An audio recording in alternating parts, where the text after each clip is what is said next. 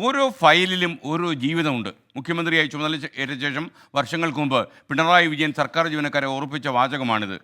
ദുർഭാഗ്യകരം എന്ന് പറയട്ടെ, അല്ലെങ്കിൽ ദൗർഭാഗ്യകരം എന്ന് പറയട്ടെ, കഴിഞ്ഞ ദിവസം മുഖ്യമന്ത്രി തന്നെ നിയമസഭയിൽ പറഞ്ഞത് സെക്രട്ടേറിയറ്റിൽ ഏതാണ്ട് 3 ലക്ഷം ഫയലുകൾ തീർപ്പാകാതെ കിടക്കുന്നു എന്നാണ്. ഏറ്റവും കൂടുതൽ ഫയലുകൾ കെട്ടിക്കിടക്കുന്നത് തദ്ദേശ സ്വയംഭരണ വകുപ്പിലാണ്. 1,68,000 ഫയലുകൾ. തീരുമാനമെടുക്കാനുള്ള അധികാരം മുകൾ തട്ടിൽ കേന്ദ്രീകരിച്ചിരിക്കുന്നത് കൊണ്ടാണ് ഈ കാലതത്വം എന്നാണ് ഞാൻ മനസ്സിലാക്കുന്നത്. അധികാര വികേന്ദ്രീകരണം എന്ന പരിപാടിയായിരുന്നു പഞ്ചായത്ത് രാജിൻ്റെ ഏറ്റവും വലിയ ലക്ഷ്യം.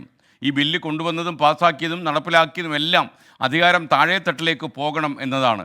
എന്നാൽ താഴെത്തട്ടിൽ എന്ന് പറയുന്നത് റഷ്യക്കാർ പറയുന്ന പോലെ ഒരുതരം ഡെമോക്രാറ്റിക് സെൻട്രലിസത്തിലൂടെയാണ് പോകുന്നത്. എന്ന് വെച്ചാൽ മുകളിൽ സ്വേച്ഛാധിപത്യം, താഴെ ജനാധിപത്യം.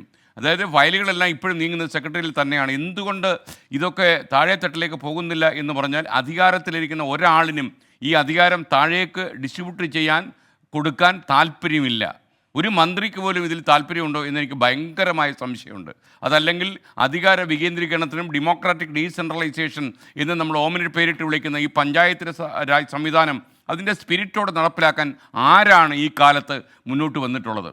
സെക്ഷൻ ഓഫീസർക്കും വകുപ്പ് സെക്രട്ടറിക്കും ഇടയിൽ 2 തട്ട് മാത്രമേ പാടുള്ളൂ എന്നാണ് സർക്കാർ നിർദ്ദേശം. എന്നാൽ ധനവകുപ്പിലെ പല സെക്ഷനുകളിൽ ഇപ്പോഴും 5 തട്ടുകൾ വരെയുണ്ട്.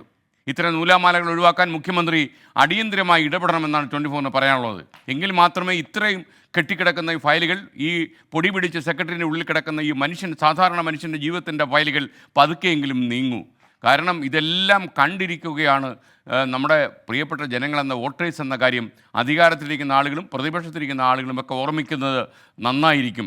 സമയാസമയത്ത് ഇറങ്ങി അടിക്കാൻ അവർ തയ്യാറാകുമെന്നുള്ളത് കഴിഞ്ഞ തെരഞ്ഞെടുപ്പ് നമ്മളെ ബോധ്യപ്പെടുത്തുന്നു. അടി കൊടുക്കേണ്ടവർക്ക് അർഹമായ രീതിയിൽ അടി കൊടുത്തിട്ടുണ്ട്.